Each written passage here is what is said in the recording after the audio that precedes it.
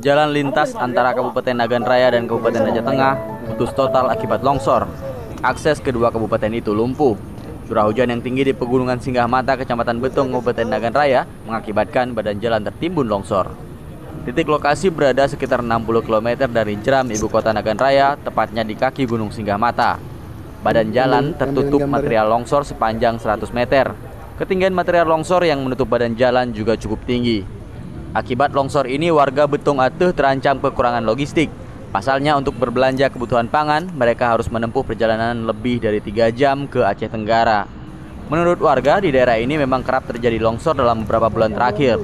Hal ini disebabkan karena eksploitasi besar-besaran penambangan dan pembukaan lahan yang merusak hutan lindung. Dari Nagan Raya, Diki Juanda melaporkan untuk Aceh Video.